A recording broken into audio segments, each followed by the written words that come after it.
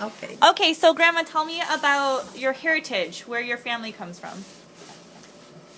Well, I will begin with Grandpa and Grandma Myers because they're the only ones I know about. Okay, so how did... My grandfather's name was Nicholas Myers. He came to this country in 1885. And he worked here until 1891. Okay. But he came with his brother, Where'd he come from? Luxembourg. Okay. In June of 1891, he went back to Luxembourg to collect some kind of inheritance. Oh, But I think he mainly went back to look for a wife. okay. He couldn't find anybody here. No good American And he wives? was 35 years old by then. He wanted to get married. So he went back to Luxembourg. In the meantime, my grandmother, who grew up with this friend Annie, they went all through school together. And when they were 20 years old, Annie said, Kate, I'm going to America. Come with me. And my grandmother said, Annie, I'll never go to America. So Annie left and came to America. My grandmother left and went to Paris, France, and she worked for this elderly Jewish couple who had no children. And they treated her like a daughter. She worked as a housemaid for them, but they treated her like a daughter, you know. They would send her the best dressmakers, and on Sunday they'd go out for breakfast and for a carriage ride, and she worked for them for 9 years. And in that same summer of 1891, in June, she told her lady, she always called her my lady, she said, I'm going to go back home for the summer. And her lady said, oh, Kate, if you go home, you won't come back. She said, oh, yes, I'll come back in September. She said, well, if you do, she said, I will send you to the best dressmaker in Paris and have a new dress made for you. Must be nice.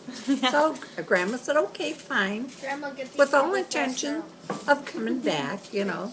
So she went home, and in the meantime, Grandpa came, and Grandpa and Grandma had a mutual friend.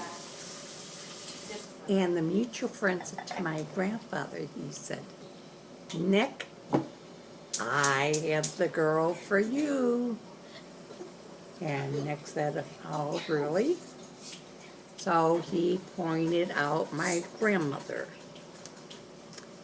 And Nick said to his friend, I don't know. She's awfully skinny. She can't be very healthy. And the friend said, Nick, I know the family. She comes from very good stock. Good stuff. Was this the lady with the pretty ears, the good ears? Was this the girl with the good ears? I remember you telling me that. Oh, it's coming up. Okay. So Nick said, oh, okay. So he said, so the friend introduced them, and Nick came back to his friend and he said, maybe you're right. He said, she's got nice pink ears. So I guess that convinced them. So they start seeing each other, and lo and behold, 6 weeks later, they got married. They got married in August. In Luxembourg. In Luxembourg. But Grandpa didn't bring her back to this country until December. he figured, well, let them get to know each other and used to it and everything. And then they got on the boat to come, and she was sicker than a dog all the way over. In the meantime, she got pregnant. And then being pregnant and then being on a boat, which she'd never been before. Transatlantic boat? She was puking all the way. He thought she was going to die before he got her here. They get off in New York. Ellis Island? Well, yeah. Where else? Mm-hmm. And they got through customs. And there was a vendor on the street selling oysters. And she said to Nick, "Oh, Nick, give me some of those oysters." So he got her the oysters. She thought she felt fine. And they ended up in Evanston. Asbury? Yeah. Well, not on Asbury, on Sherman Avenue. So they lived there, and, well, in the meantime now, she's starting to get big, and she needs maternity clothes. So she took the L downtown from Main Street and went to a tailor or whatever, and had maternity clothes made. And then on the way back, she was coming back around 4 in it's wintertime, and on the platform waiting for the train. And Annie was on the platform waiting for her train.